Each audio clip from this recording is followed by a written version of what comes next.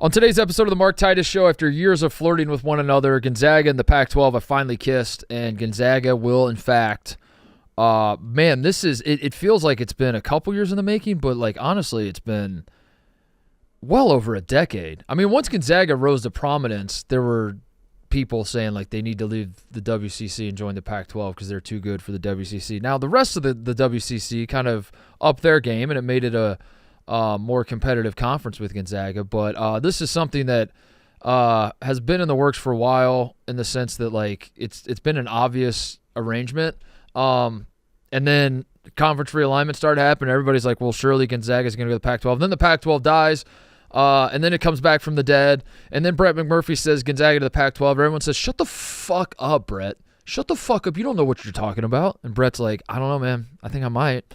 And even the Gonzaga athletic director was like, Brett McMurphy's a dumb bitch, doesn't know what he's talking about. And I'll be damned, Gonzaga to the Pac-12 was right after all. So as we often do on this show, I don't know, I'll say I don't like it, but I guess we do it every single show, so I must like it enough to do it every show. We're probably going to talk a little conference realignment and also about the scoop wars going on around the conference realignment, because Gonzaga to the Pac-12 is a big deal. It is. It's a huge deal, and certainly in the basketball world, and I think anybody that's paying attention to what the Pac-12 is doing realizes that they're not done yet. They can't be done yet. They need one more football program at least. But Memphis is back on the menu, I think, and UConn is always there, even though that makes no geographical sense. But we're all trying to figure out what UConn is thinking. So Gonzaga to the Pac-12 is certainly the story of college basketball this week. Story of the NBA since we last did a show. Karl-Anthony Towns traded to the Knicks in a bit of a surprise.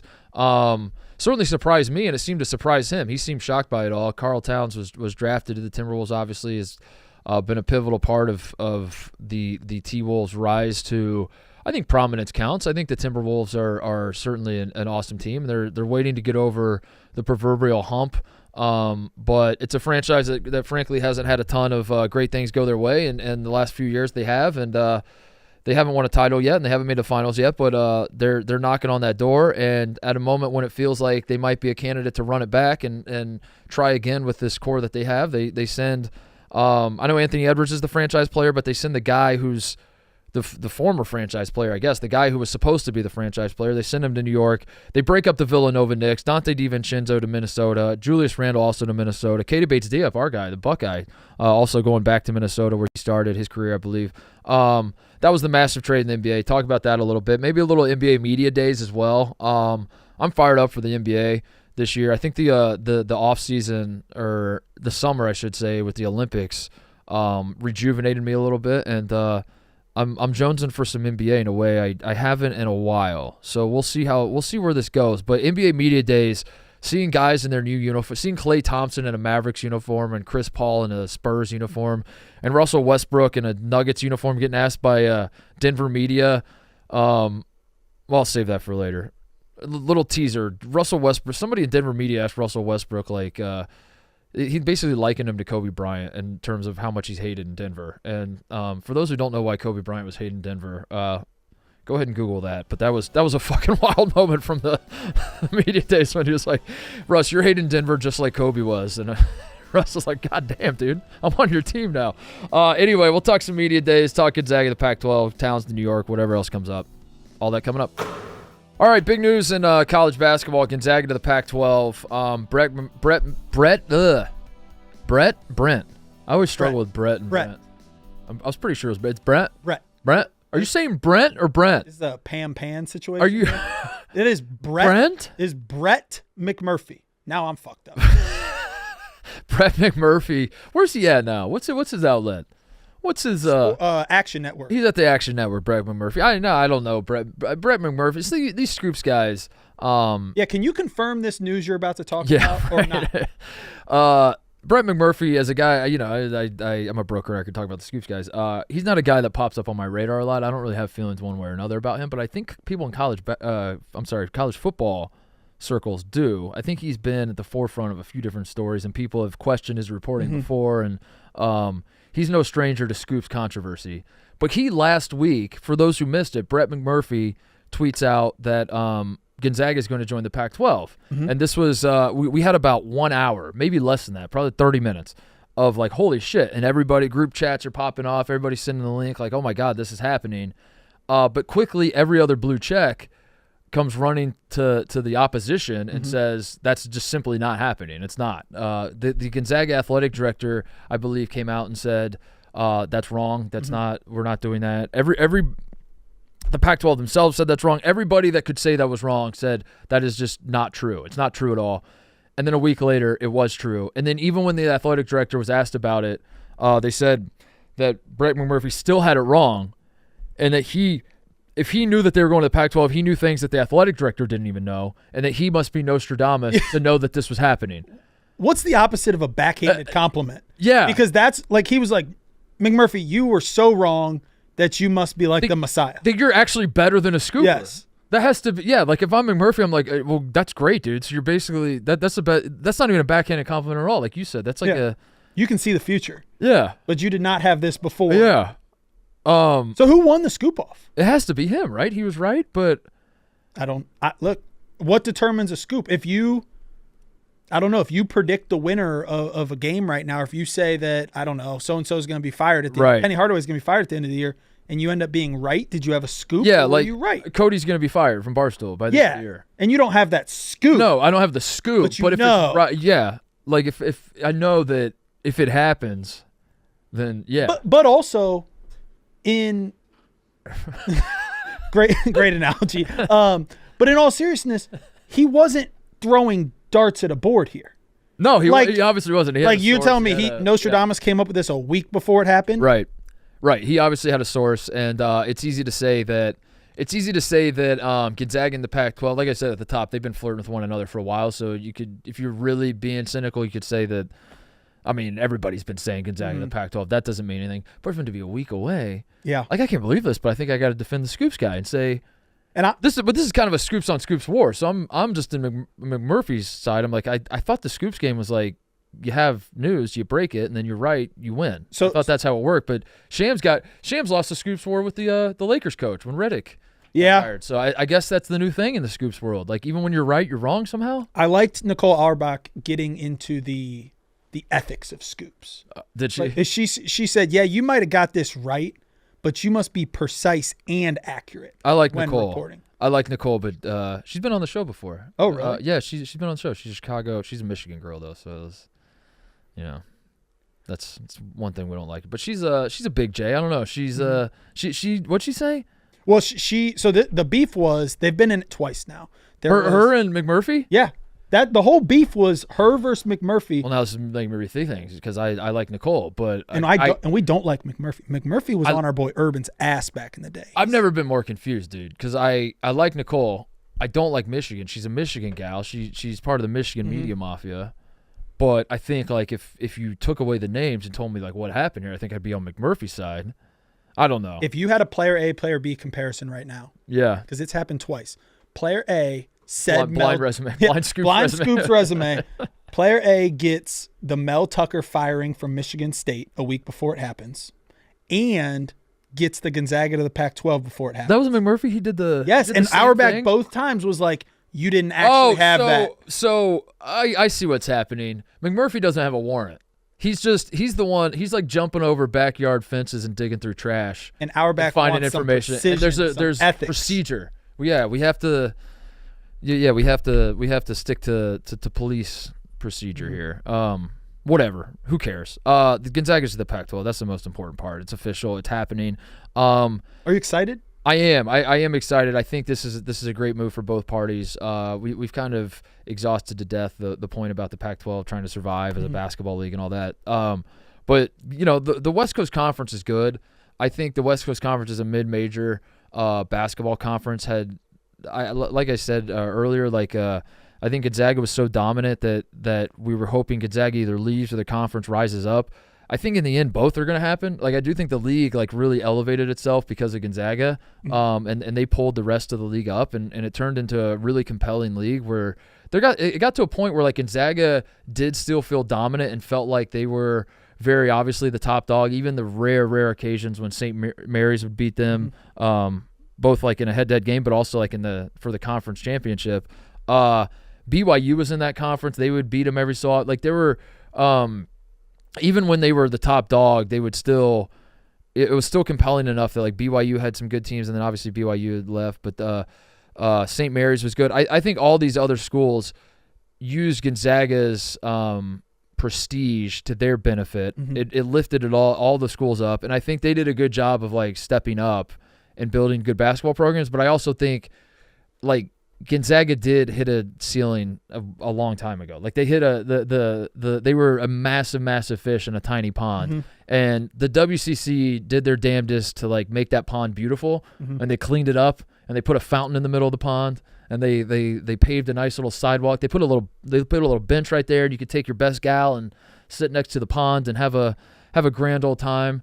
Planted a bunch of trees, Tate, but in the end, you can't do anything about the size of the pond. It's that small.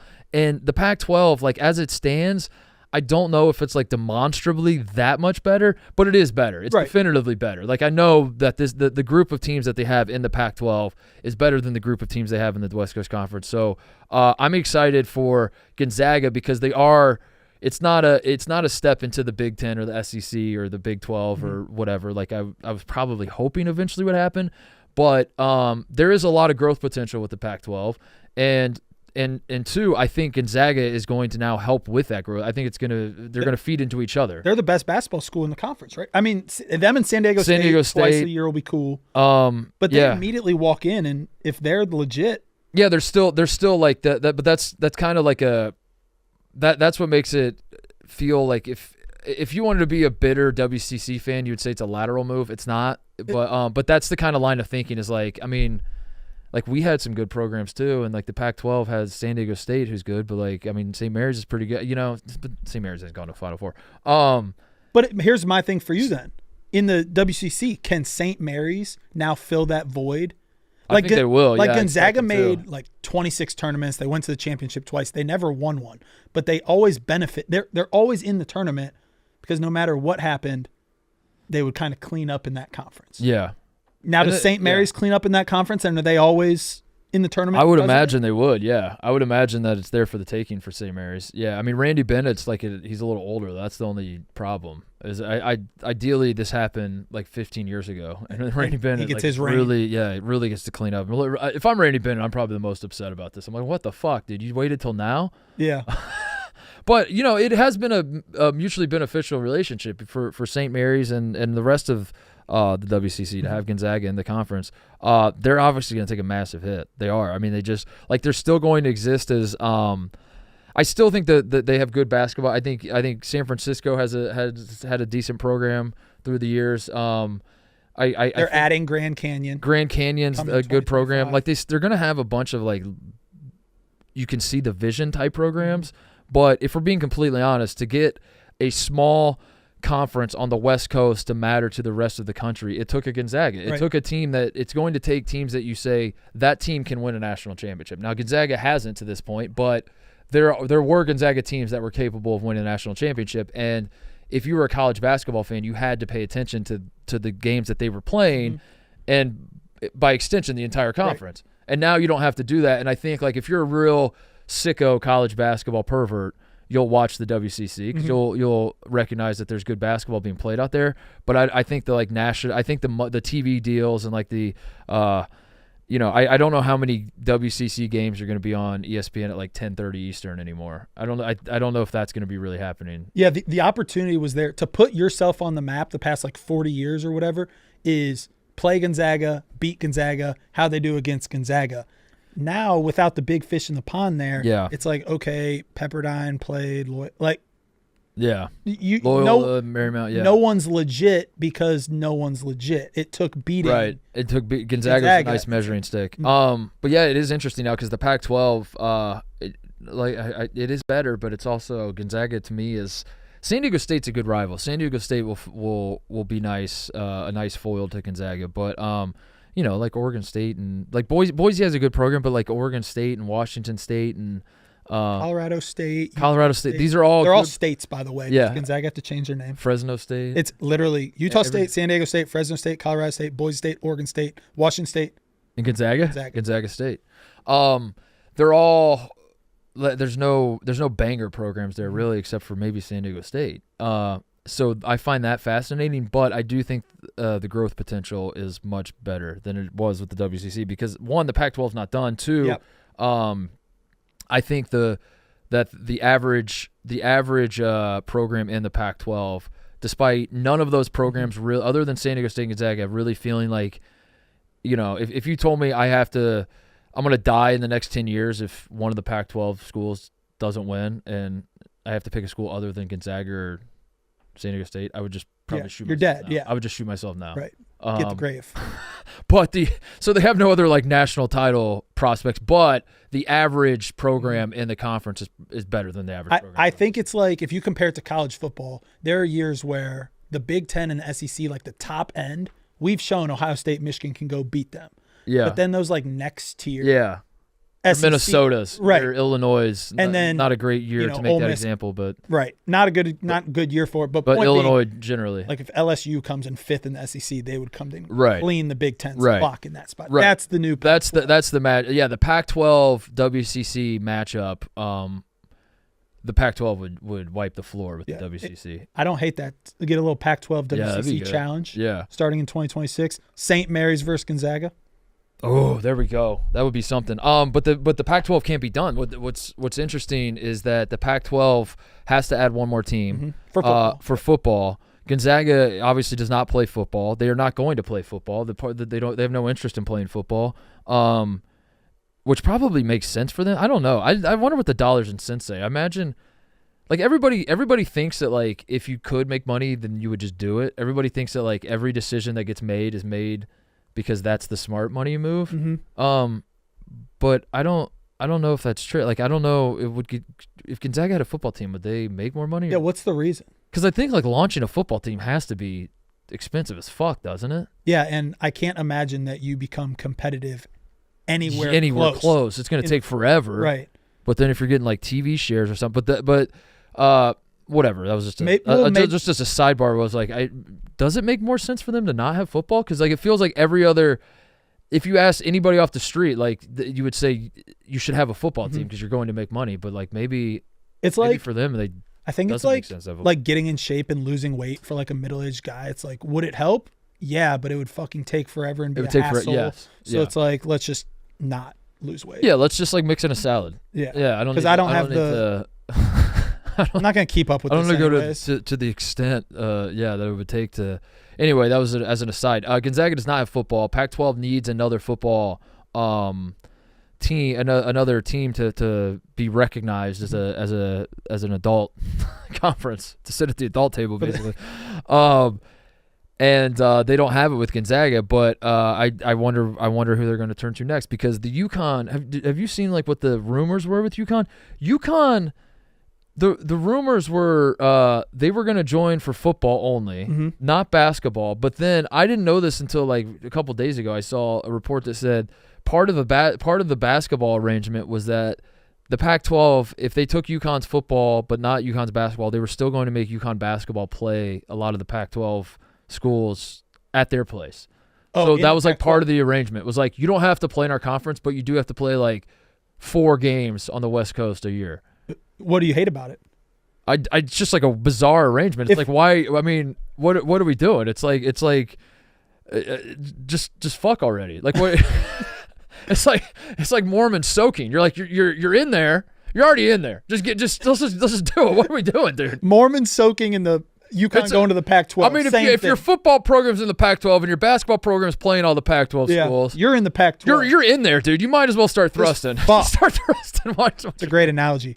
I don't know how the dollars and cents works, but I do know that it would be cool if we could get that Pac-12 conference, that football team, whatever. But I don't want UConn. I don't want UConn to do that. I think UConn still has the Big 12 fashion. I think Brett Yormark is fascinated with UConn. Wants UConn. I think if memory serves, I think he's a Northeast guy, so he has an affinity for what UConn is. He doesn't want to see him leave either. Yeah.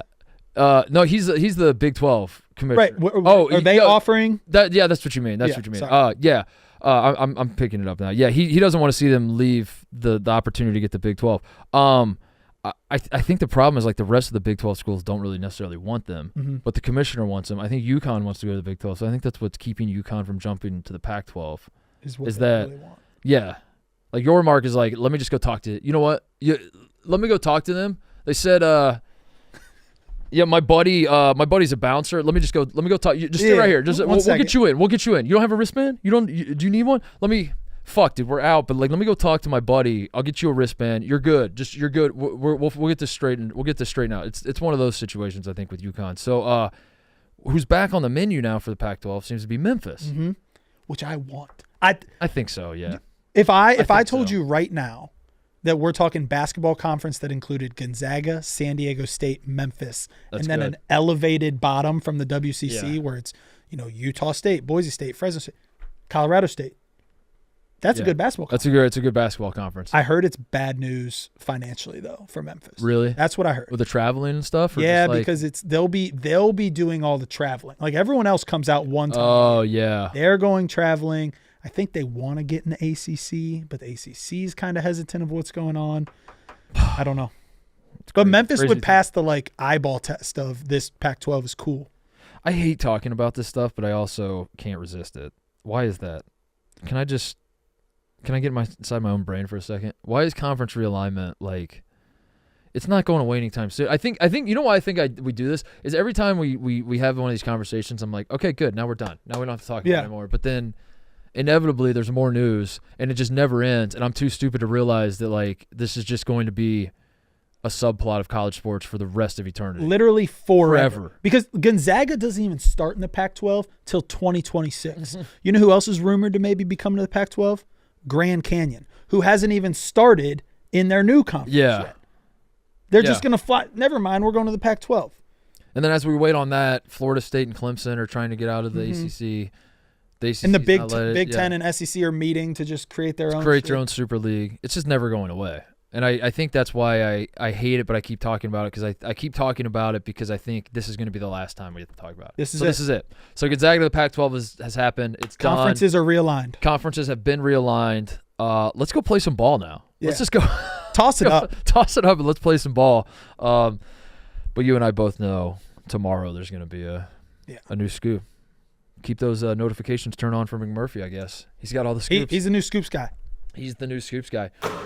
Quick break to talk about our friends at DraftKings. TD, Tutty, taking it to the house, in for 6. Whatever you call touchdown, one thing is for sure, touchdowns matter more at DraftKings Sportsbook, an official sportsbook partner of the NFL, on the ground, in the air, from the special teams or defense. We don't care how they score them. We want to bet on touchdowns, and DraftKings Sportsbook is delivering. Ready to place your first bet? Try betting on something simple like picking a player to score a touchdown or how many TDs will be in a game. Go to the DraftKings Sportsbook app and make your pick. Ready to do a touchdown dance of your own? New DraftKings customers bet $5 to get $200 in bonus bets instantly. Score big with DraftKings Sportsbook, the #1 place to bet touchdowns. Download the DraftKings Sportsbook app and use code Titus. That's code Titus for new customers to get $200 in bonus bets. When you bet just $5 only on DraftKings, the crown is yours. Speaking of scoops, guys, Woj wasn't there to scoop Towns to the Knicks. Price went up on Shams. But we still got the news anyway. That's interesting. Yeah. Think if we didn't. Just first night of the season, Karl-Anthony Towns jogs out with the Knicks. It's like, holy shit, I didn't know we needed Woj this bad. That would be awesome. Yeah. No one ever I want to see what that world looks like. I want to see what that's my utopia. It's like we don't even know who's on what team until the games start. You're like, fuck me. Fuck me. Klay Thompson on the Mavericks? Shit. Well, I'll be goddamn. I wonder when that happened. Yeah, Towns to the Knicks. That's a big time trade. Huge trade. I guess my thoughts are, I don't know if both teams won, but both teams did what they needed to do, I think, in the sense that my gut reaction is the Knicks won because the Knicks upgraded their talent. And I think Karl Towns, he's been called soft in the past and sometimes rightfully so. He's not a guy that you say would have the dog in him. He's not a guy that people, certainly fans, maybe, I don't know if GMs share the sentiment, of teammates and coaches, whatever, that you feel like would lead your team. He's not the locker room rah-rah guy. He's not any of those things. But Knicks don't need it, though. Knicks don't need it. They have that with Jalen Brunson already. They have that with Josh Hart, like as far as like a leader type. They have that with their coach. They have that with their coach. They don't need that. What Karl Towns is talented as fuck. He's good. He's very, very good ball player. Great shooter. Stretch incredible size. He has always been talented. That has never been in question. So I think the Knicks giving up DiVincenzo, giving up Randall, and Bates Diop. Can't forget about him. Throw him in the mix. Yeah.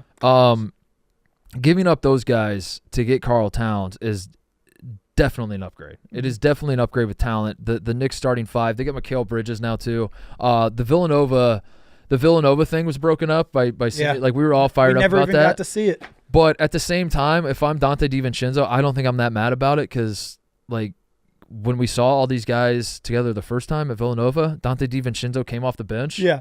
Won most outstanding player in the Final Four. And I'm sure part of him was just like, what the fuck, dude? I don't want to go why am I coming off the bench again with these same dudes, dude? What the hell?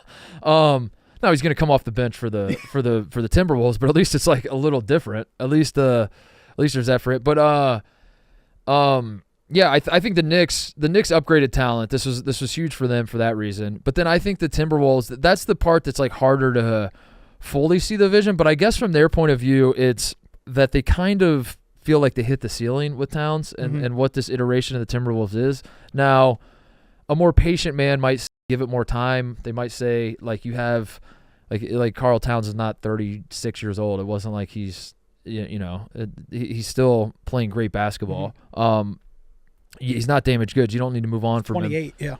Yeah. So why not just like keep him, keep Jaden Daniels, keep obviously Anthony Edwards, keep like this younger core of guys. They were so close last year. You're so close. You have such a good team. Just run it back. But maybe like that's kind of how the NBA works. Is that if you just keep rolling out the same shit and it's not working, you're getting left behind because basically every other team seems to improve. Every other contender seems to find a way to, if not improve, make a tweak that they believe is an improvement in the offseason, and then you come to find out it doesn't work. But maybe that was their belief. It's going to make them more flexible, I guess.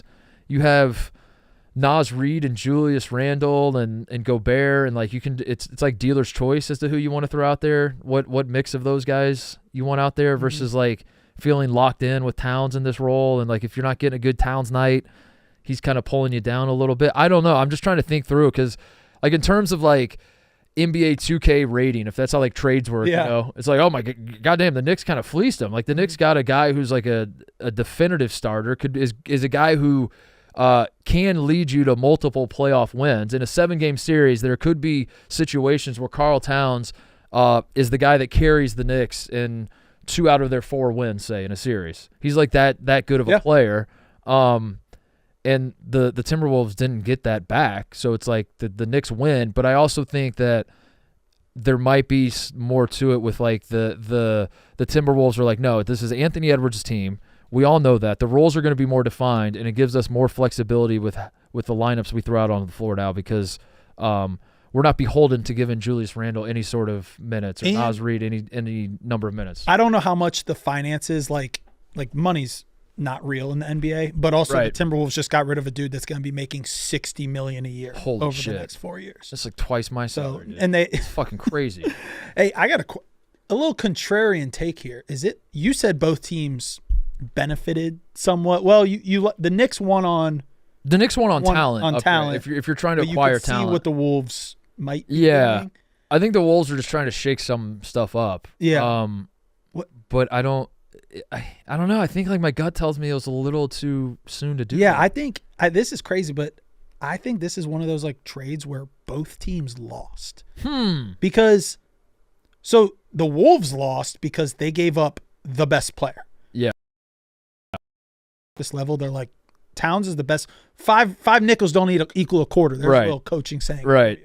They lost Karl-Anthony Towns. They got worse. Yeah. But the Knicks just got a talented, kind of soft, kind of injury-prone player. They gave up 2 dogs. Here's one for you. They gave up 2 dogs to get a cat. But holy shit. But that's holy shit. Is Tibbs gonna kill Karl-Anthony Towns? Like Karl-Anthony Towns is soft and he's injury-prone. I know. And they 20 games into the season when he's running them into the ground and they lose.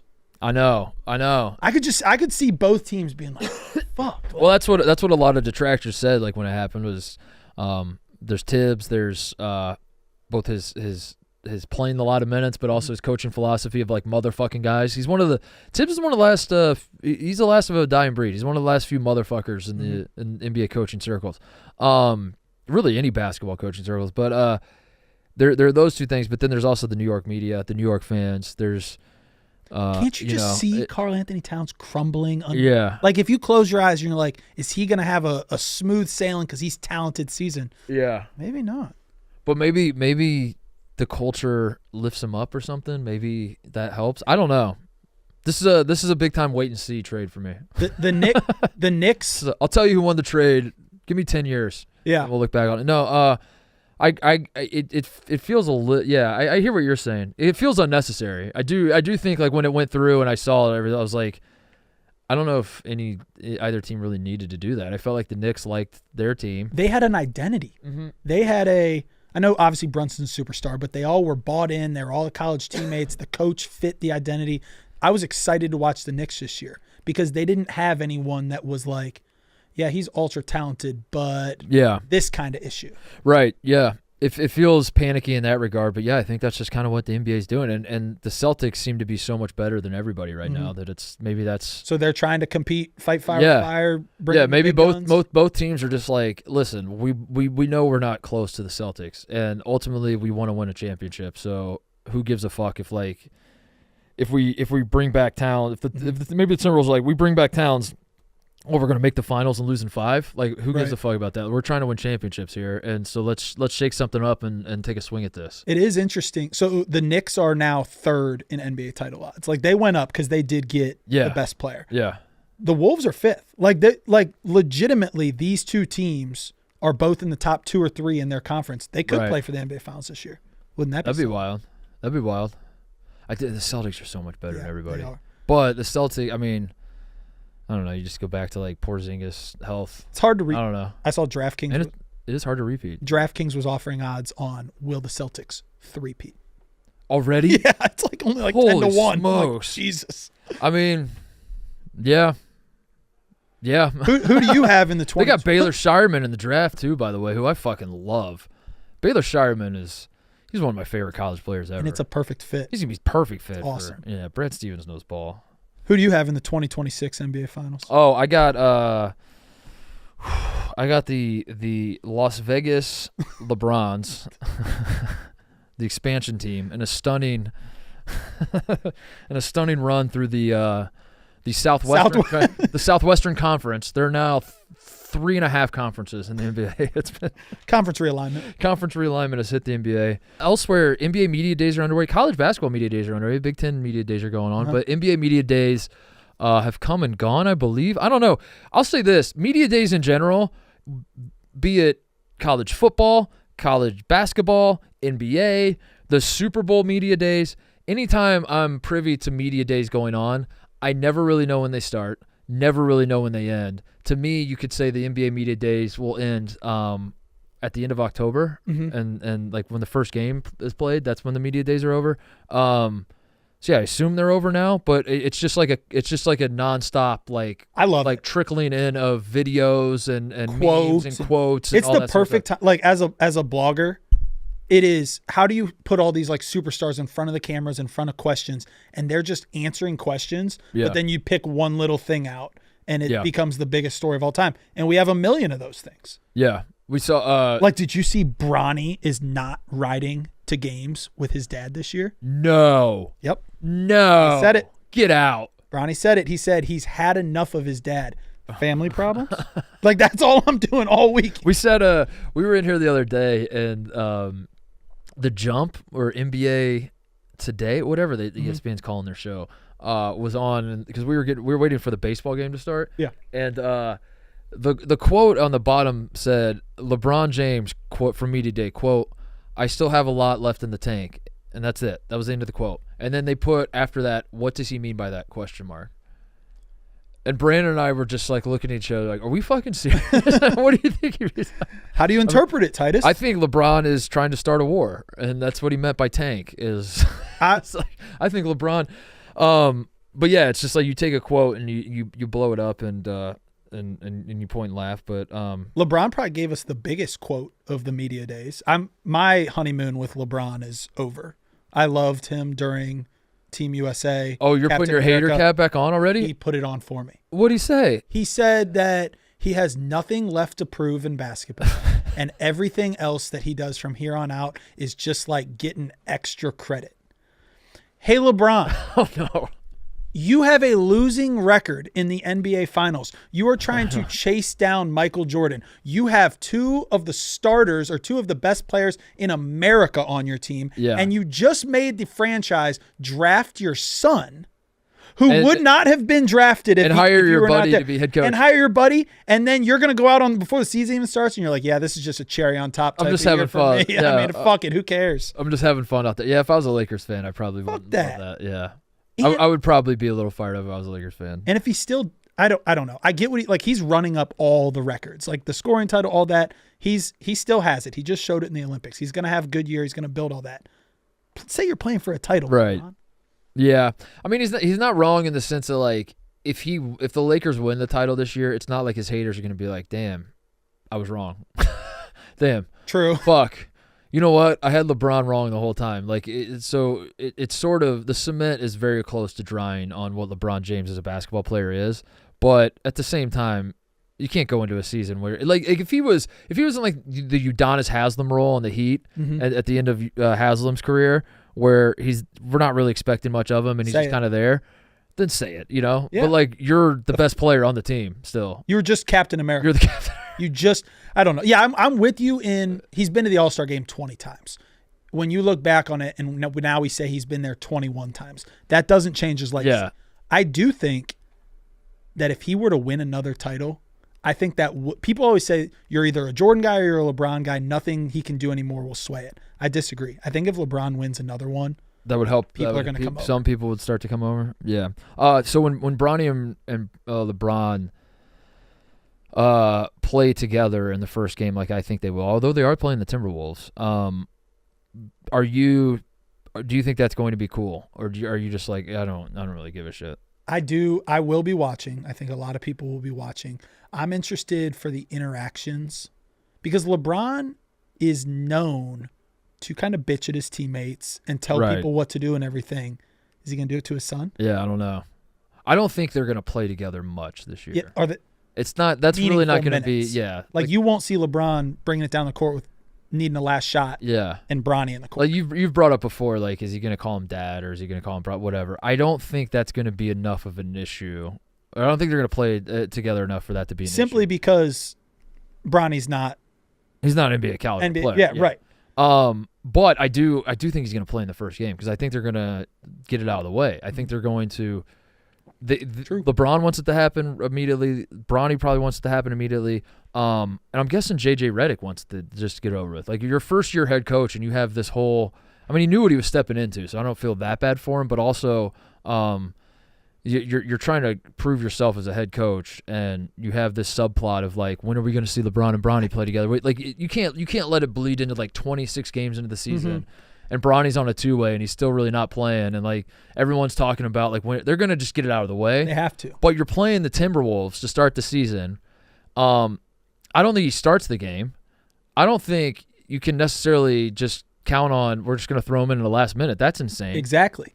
So I don't know how they're going to roll this out, but it's going to be fascinating. Yeah, I mean, a little coaching tip is, like, if you want to get someone in the game, you can't elongate that. You can't wait till the end of the game because what if it's a close game? Right. So we're either going to see Bronny, like, get started the second quarter minutes or we're going to be on Bronny watch. Yeah. Like 26 into the game. That would I would probably just do the Roy Williams senior night move and just start.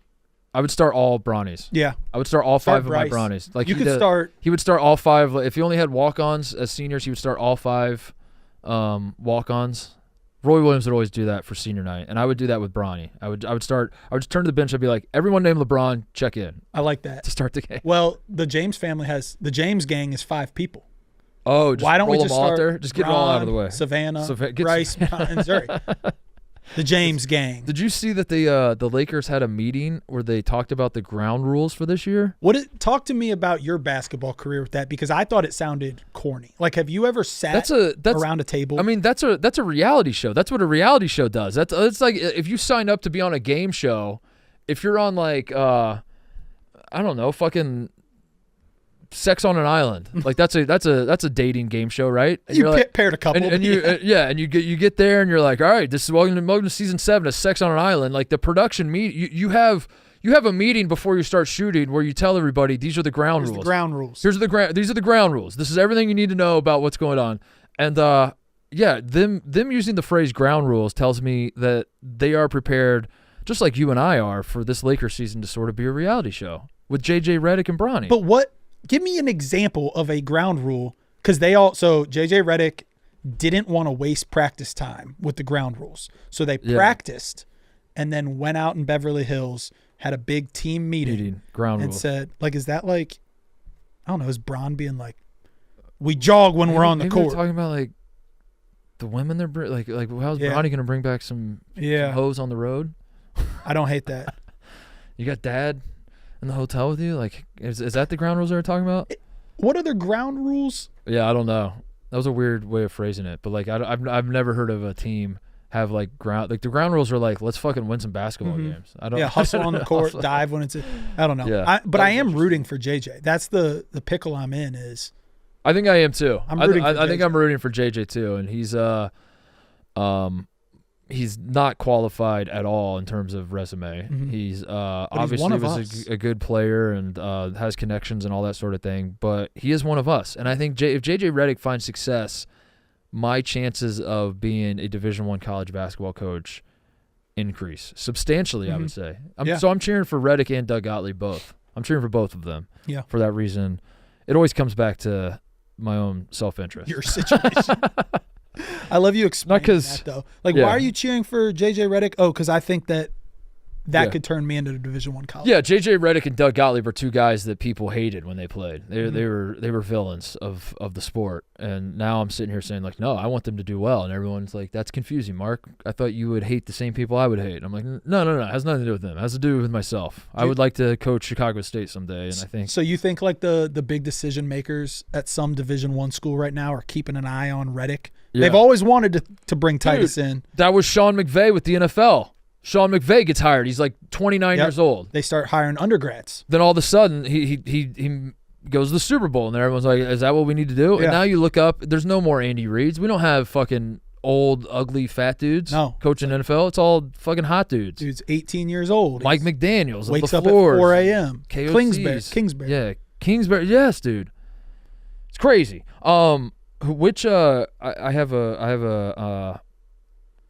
three names I want to throw out there of washed. I'm phrasing it this way: washed veterans on new teams. Okay, these are guys who, no matter how old they get and how long they're in the league, I hear their name and I think that's a great pickup for that team. That's a great fucking pickup for that team because I'm too stupid to realize that they're past their prime and they're done. So these three guys I saw in media days in their new uniforms. And I got excited, but I'm curious your thoughts. Which one of the three stand out to you the most? Number one, Russell Westbrook on the Denver Nuggets, on the world champion 2 years ago Denver Nuggets. So they did not win last year, and now they're bringing in Russell Westbrook. So that's one of their big shakeups. Yep. Bringing in Russell Westbrook. Number two, Klay Thompson on the Mavericks. Number three, Chris Paul on the San Antonio Spurs. I saw him taking pictures with Wemby, and I was like, yeah, a little height difference there. Yeah. Huh.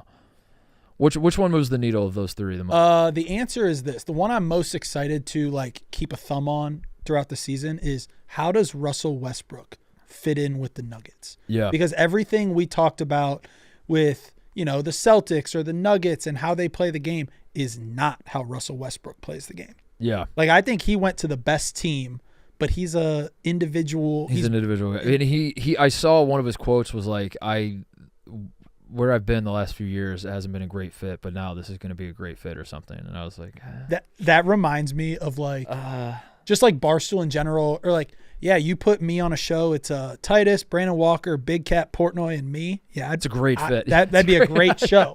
Yeah, every single person on the planet could be that fifth chair. Yeah. Russell Westbrook's like, you add me to the Celtics. It's like you're going from doing a show with Cody to like doing a show with us now. It's like, damn, he really elevated his game.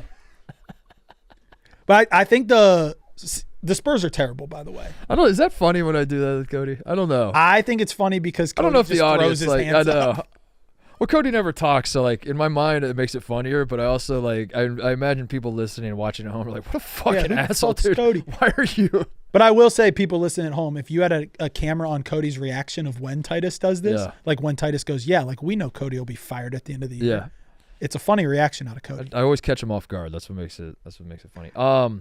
Yeah, that is going to be the most fascinating. I think Clay on the Mavericks is the best chance of success. Yeah, give me a knockdown shooter. Yeah, if it's just like Clay, spot up in the corner. I'm worried Clay can't guard like he used to. I'm not even sure how well he can guard these days at all. Luka and Kyrie have no interest in guarding anybody. So like the three of them out there together, I don't know what that's going to look like on the defensive end. But it's going to be so awesome. But if Clay's just spotting up in the corner and those other two are doing their thing, that's going to be awesome. Yeah. Mm-hmm. And I think Clay is still a candidate to me for one of those guys that's he's not as good as he once was, but he's as good once as he ever was. Tip of the cap to the late great Toby Keith Award. Yeah. He's one of those guys where it's like I'm not excited about Klay Thompson on the Mavericks because I think Klay Thompson's going to average 22 points a game, and every single night he's going to give you vintage Klay moments. I'm excited because maybe there's one playoff game where it's like, I'll be goddamn, Klay Thompson just hit 7 threes. That was awesome. And I don't think that is what the Mavericks envisioned when they brought him in. Like they know he can't play defense like he could. They know that he's not going to be out there being a top 10 player in the league. But they know that they got two dudes that like to play iso ball, dribble around, and then if the whole defense collapses, give me one of the best shooters to ever walk on the planet shooting the three. Clay was hitting the same similar quotes as Russ. That's what media days are for. Is all the guys on new teams are like, oh my god, dude, that last team I was on, oh fuck, that sucked. Yeah, but this team, this is awesome. And I saw Clay said something like, I fell out of love with basketball or something, and now the last couple of years have been tough. No, I think a lot of it was more injuries, more so than like I didn't like playing on the Golden State Warriors. But he had a quote where he was just like, I'm now remembering why I love the game of basketball, and I'm rejuvenated and reinvigorated and all that sort of thing. But you take it with a grain of salt because like all these guys, before they've played one game for their new team, they're all like, dude, this is fucking perfect situation. This is awesome. In all aspects of sport, like even back to high school sports, it's like, yeah, this year's culture is so much better. It's so much better. Every team in America's culture is better in the preseason than it was the year before, which is just a direct shot at everyone you just played with. Shout out Jordan Sperber, my guy, Hoop Vision, who I think's on Mississippi State staff now. He used to always cut up every time a head coach gets hired in college basketball at a new program. In their introductory press conference, they mention how fast they want to play. Every single one. There's not a single coach that's like, so one thing you should know about me, we're gonna walk the ball up the floor. we're gonna make sure every time we shoot, there's 2 seconds on the shot clock. Like I really feel like if Tony Bennett took a job somewhere else, he would be like, yeah, we're gonna play faster. You're gonna see me play a little bit faster than you're used to seeing those Virginia teams play and all that. It's the same sort of thing. Yeah. It's like these guys are like, I feel so much better on this new team, and God, we're going to play so fast this year. We're just going to get up and down. Vibes are so high in the preseason. I love it. No coach has ever said I'm playing slower. No coach has ever, even, never mind new coaches, no coach has ever, like John Shire's not coming into this Duke season saying like, you know, we're going to throw a wrinkle at him this year. We're going to slow the ball down. We're going to settle it down. Make him play defense. Use the shot clock. Did you see the Buckeyes are playing fast? Now, having said all that, I saw John Rothstein tweet that the Buckeyes are going to play fast. I got excited. Buckeyes are playing fast. Buckeyes are definitely going to play fast. Quick break to talk about our friends at Cars.com. Want to find a trustworthy dealer and dealership reviews from shoppers like you? Cars.com offers the latest research, shopping tools, and dealership reviews to help every shopper find the perfect car. Shop by monthly payment or filter by features to find the cars that fit your budget and needs. Visit Cars.com and start exploring your next possibility today. Cars.com. The other thing that happens, other than just the quotes, the media days are a time for weight gain / loss reports. It is pounds of muscle gained pounds of muscle, lost pounds of fat season. The news out of the NBA, Victor Wembanyama has put on 25 pounds. 25 pounds of, I assume, muscle. Well, he lost an inch.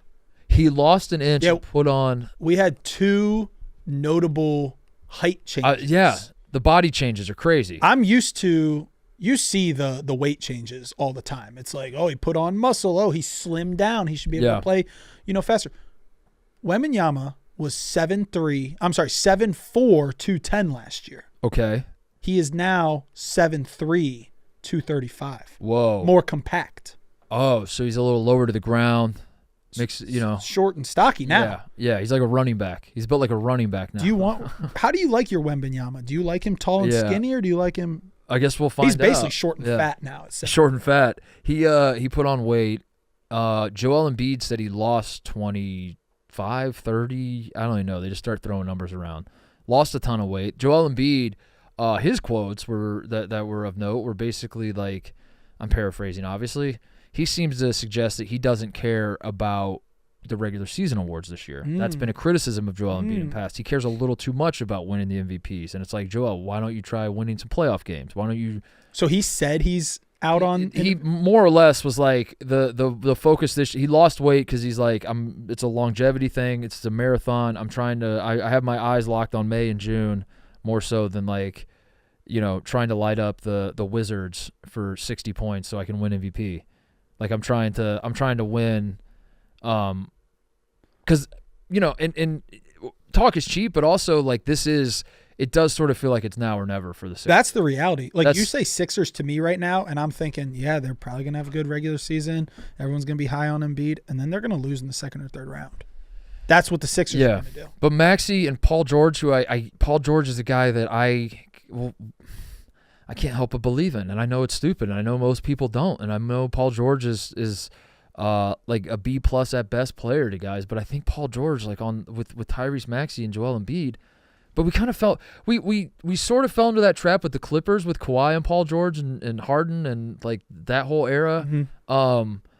But it's different because Kawhi is never really healthy, and it's just if you can get the buy-in from those 3 guys, Maxey and Joel Embiid are fucking awesome, and they've proven to be awesome. Mm-hmm. They obviously haven't gone to the finals or anything yet, but if Paul George comes in and really does have an attitude of like, I'll do whatever I have to do to help this team, it's just maybe I'm a moron for thinking that he might do that.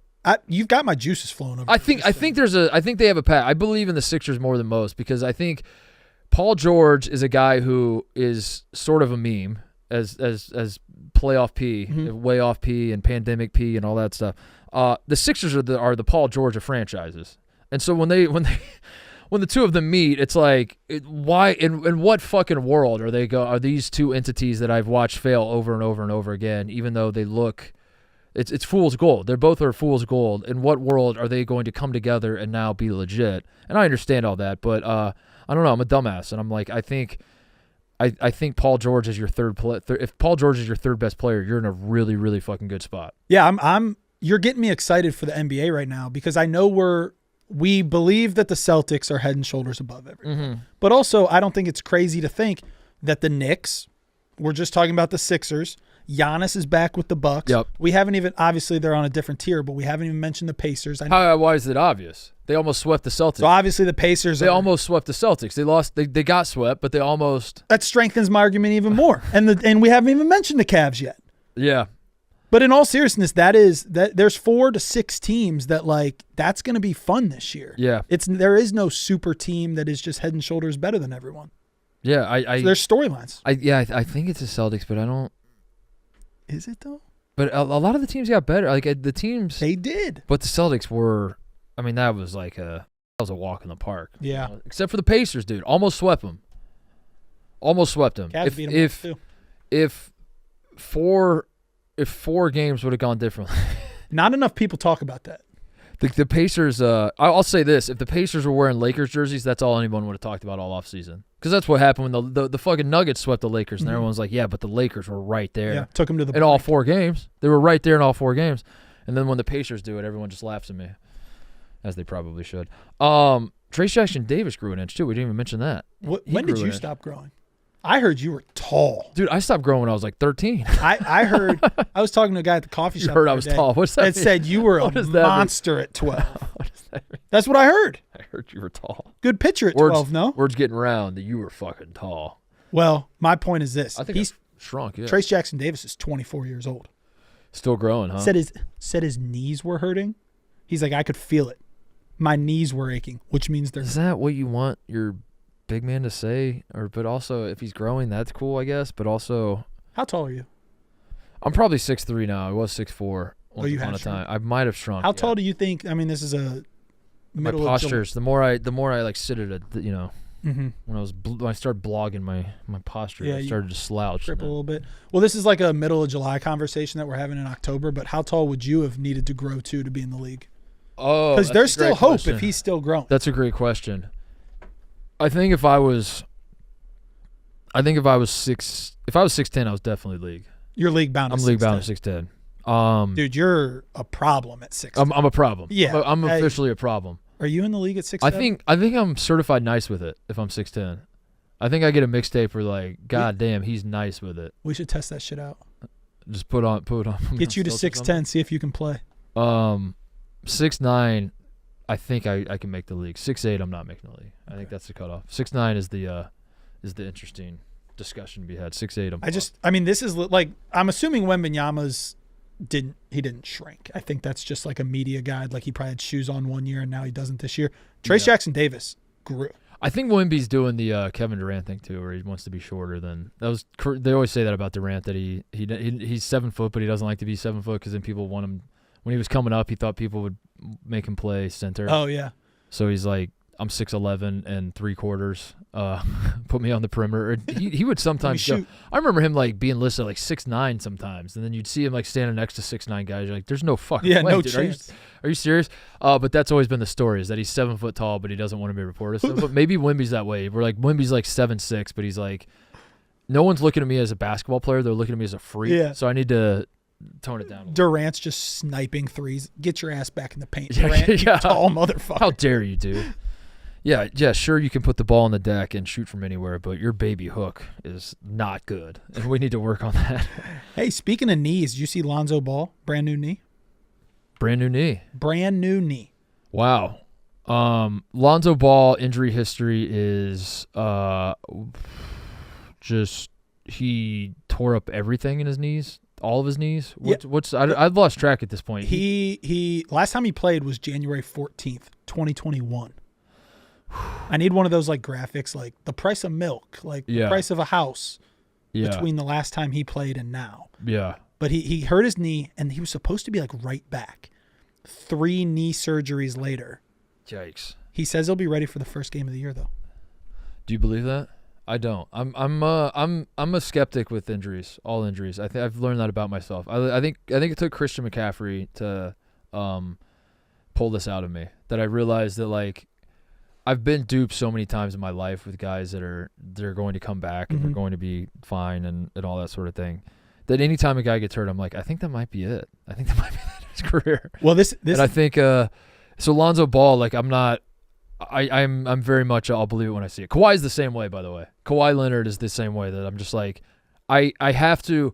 Kawhi Leonard is so good and was such a fucking freak of like his defensive instincts, and he I don't know, he carried the Raptors to a title. They had the other good players, but he was so good and such a perfect on-ball defender, such a joy to watch, that I have no choice but to tell myself that he's just not going to play again, so that way when he does, I'm pleasantly surprised, because he's probably toast too. Yeah, I don't know. The way he said it though, he said he'll be ready for the first game. I hope so. No, for sure.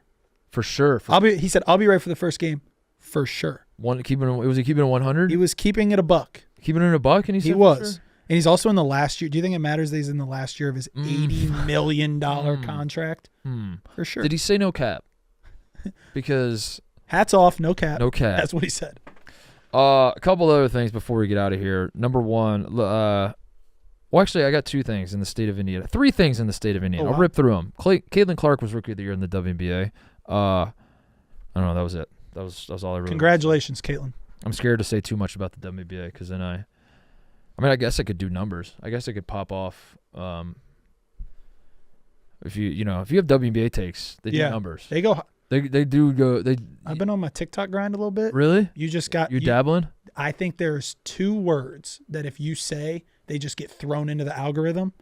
Clark Reese. Oh, really? So don't even talk about Caitlin or Angel. Just drop Clark and Reese and see if we can go viral. I'm not going to tell you who I voted for in the Rookie of the Year race, but who I voted for, who I thought should have won it between Caitlin Clark and Angel Reese, is the woman who wasn't a catty little bitch, and the woman who played the game, with heart and passion. Whereas that other woman, she was just fucking so annoying, right? With her antics and all that. All about me. All about me. The other woman was all about me. We're not telling who we're talking about. The woman I voted for, not about her. Do you know that there you go, clip the Rookie of the Year vote was 66 for Clark? Reese had 1. Was it you? Do you have a WNBA Rookie of the Year vote, Titus? I wanted to like the WNBA, and then like a month into the season, I was like, I think I'm out. I can't do this. I can't do it. It's not even the basketball. It's like it's literally everything but the basketball. It's just like I can't. It's a reality TV. It's just show. a fucking. It's. Well, I'm eating nonsense. it up, so yeah. I'll watch enough for the both of us. Other story in the state of Indiana: Purdue basketball confirmed by Matt Painter gets no bitches. Virgins. I mean, that's literally what he said. That's kind of what he said. That was wild. He said he only recruits virgins. That was not a direct quote. That's not what he said, but Matt Painter at Big Ten Media Day said, I think that was a case of like when keeping it real goes wrong, but it was like when keeping it cool and like trying to be funny goes wrong. He said like when he calls recruits, if they're at Chipotle or with their girl, he realizes they're not about that. If they're not in the gym, then they'll probably just move on to another guy. And I understand what he was saying. And we're obviously, that's what media days are for. You take a quote, you blow it out of proportion, and you point and laugh. But yeah, basically what he was saying is like, I don't want my guys interested in fucking.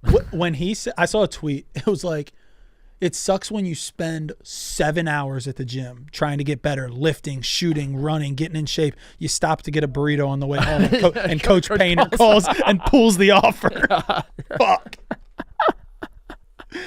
White boy Rick, who well, is an Indiana Hoosier, and he anytime anything goes on in the world of IU or Purdue, he just wants to talk to me about it. And I was talking to him about this quote right before the show, and he pointed out to me that this comes on the heels of Cannon Catchings, who was the top recruit, and that's what he said. I don't know if I'm taking his word for it. He said he is biased, by the way. He said, I know. Just That's so what, now know. I'm hearing myself say it out loud. I don't know this to be true, but he said that Cannon Catchings was the #1 recruit commit in Purdue basketball history in the which isn't really in history because like Rick Mountain, Glenn Robin, there's a lot of guys that in history of John Wooden would have been a pretty good 37th in the ESPN. I think he was talking about like the modern like 24/7 type era, but he said that be that as it may, the point was Cannon Catchings is a 5-star recruit, was committed to Purdue, just decommitted and went to BYU.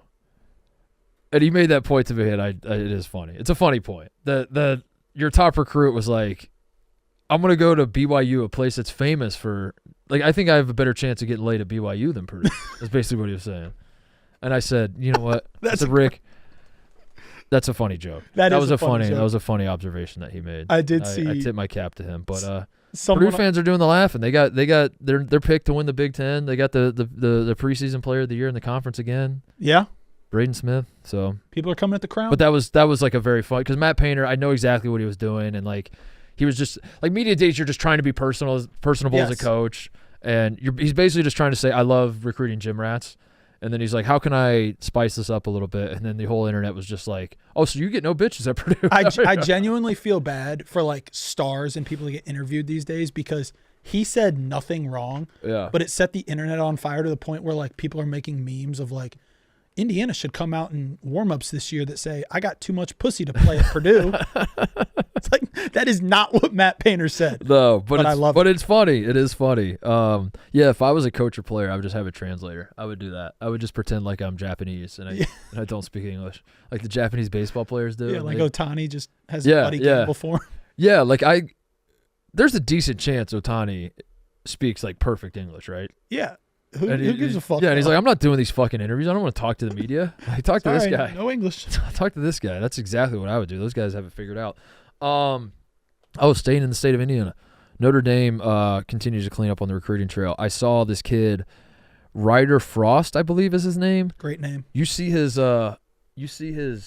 clips? Mm-mm. Good ball player? He's got a jump shot. Mm. He's got a jump shot now. Look him up. They've got 4 4-star commits in the same class now.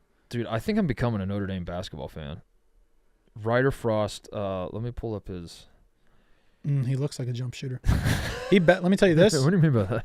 Ryder Frost, you better have a jump shot. Dude, he's nice with it. I'll put it that way. Ryder Frost can shoot the basketball, and I'm fully transparent about my recruiting prowess. I just go on YouTube and watch mixtapes, but I don't know. I'm pretty good. I got a pretty good eye for this stuff. Like I thought DeJuan Wagner wasn't that good. So do I get credit for that? I guess I don't know. I watched it. He was the number 1 recruit in the country. Isaiah Collier, both. I was like, they don't have it. I don't know. But Ryder Frost has it. Ryder Frost. I'm not saying he's better than those two guys, but I see the vision with Micah Shrewsbury. I see the vision big time. They have a top 5 class in the country right now. Yeah. Notre Dame. Yeah. They got that bag. They have a bag there, right? They might have the bag, dude. They're cleaning up right now. It's been fun. What else going on? Recruiting news. AJ DeBanza went to Notre Dame, or not Notre Dame. Sorry, Alabama. The Alabama-Georgia football game. Visiting Bama, Georgia, when Bama beats Georgia in quite literally the best game ever. Yeah, that's got to be a W for Nate Oates. Or he's got to feel pretty good about that. What can BYU offer? I mean, yeah. What is BYU going to bring to the table? Do you think DeBanza can you go, if you're the man, the best basketball recruit in the country, can you go to a football school? Greg Oden did it. Greg Oden did it. I stand corrected. Greg Oden did it. Greg Oden went to the. By the way, shout out Greg. I'm gonna take a timeout, 20-second timeout. Greg Oden getting inducted into the Ohio State Athletics Hall of Fame on Friday. Well deserved. The fact that it didn't happen immediately is crazy to me. But Greg, Greg doesn't get his flowers much, but he is now. Greg gets shout out Greg. Gets a lot of shit, and there's still one place in this world where like Greg Oden, damn good basketball player, Columbus, Ohio. So he's getting in the Hall of Fame this weekend. But Greg and Mike went to the Vince Young Texas at Ohio State football game on their recruiting visit. Texas won, and they still committed, and they still left, and they were like, "Oh, they loved it." Yeah, they're like, "This place is crazy." Like they loved it. They're like, that's where we want to go. I do think it'd be cool. And they committed. I don't know if it was right after. They told me they were committing right after. I don't know if they publicly did, but they came back from visit. They're like, because of the atmosphere. Yeah, that's what Greg said. Greg was like the not the football necessarily. He was just like the fan base is crazy. There's a ton of it's the campus is awesome. It was like they just had such a good time at the football game. I'm assuming AJ DeBanza just had that at Bama. I would imagine so. Yeah. So, Bama's feeling themselves, man. Number 1 football team in the country. Number 1 maybe basketball team in the country. Mm-hmm. Yeah.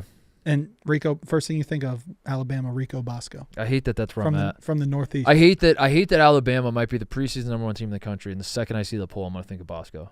The second I see it, I'm going to be like, oh, that's good for Bosco, instead of, oh, that's good for the University of Alabama's basketball program that was like dog shit my entire life, and now I love Nate Oates has built it up to. How does Bosco do that to me? Like, I loved Nate Oates. I was like, oh, sweet. He's like good coach. He's going to Bama. He's going to. Yeah. No, you can't. You can't. Him and like fucking it. Bosco text. You can't like him. I think that's it. R.I.P. Dikembe Mutombo. Iconic. He is iconic, dude. He was an incredible player, obviously. He was one of the first guys I remember growing up watching that that was almost, I don't know how to say it.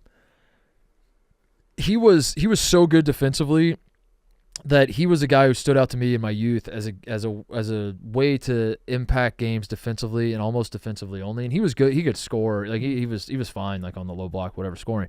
But that's just what he did. He just blocked shots like crazy and was such a force down low. And there were other big guys who could do that. Like Shaq could block shots, and Patrick Ewing was not necessarily bad defensively. But Mutombo was like, that's gonna be my calling card. I'm not out here to like to do the dream shake on people. I'm not out here to like dunk all over people like Shaq. I'm out here to block fucking shots and just be intimidating. And I remember as a kid, just like that made him so cool to me. It was like he was he like kind of knew his role and was like unbelievable at it and had the awesome finger whack. I was gonna say, incredible personality too.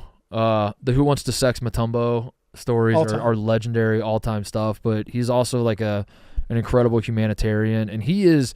I don't think you would say any one person is responsible for the globalization of basketball or the infiltration of like African influenced players into the NBA.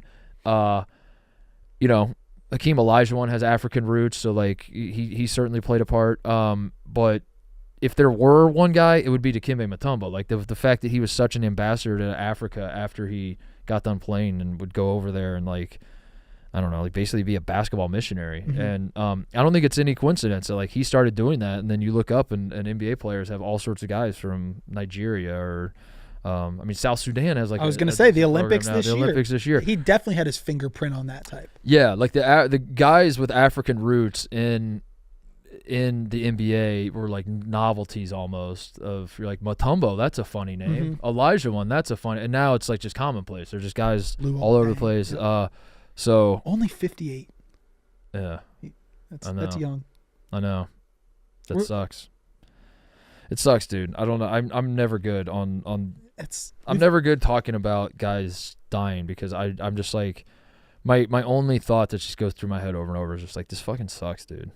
I don't like getting old. That's a couple basketball icons this year. Yeah, like a few. Yeah, Bill Walton, Jerry West, and then Dikembe Mutombo.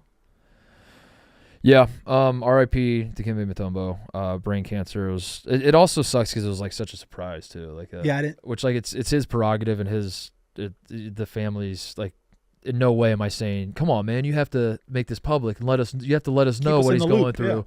But it is more of a gut punch for the public when you don't know that this is going. Like the same thing with Norm Macdonald, where like that was the one I thought of when I first saw Dikembe Mutombo. I was like, this reminds me of when I just literally had no idea. Woke up and he was. Norm Macdonald's joke was always, I didn't even know he was sick. That's what he would say about guys when they would die. Like if Jimmy Carter were to die right now, and Norm Macdonald was alive to see it, he'd be like, what? I didn't even know he was sick. And it was funny. And it was always funny. And then Norm Macdonald, I'll be goddamned, he actually did that. Yeah. He died without telling anybody he was sick. Happy birthday, Jimmy Carter, by the way. Anyway, dude, happy You see that? I did see that, and I wish I didn't. All right, that's the show. Have a great weekend, everybody. Congrats again to Greg Oden. I know you watch Greg, and now I don't have to text him.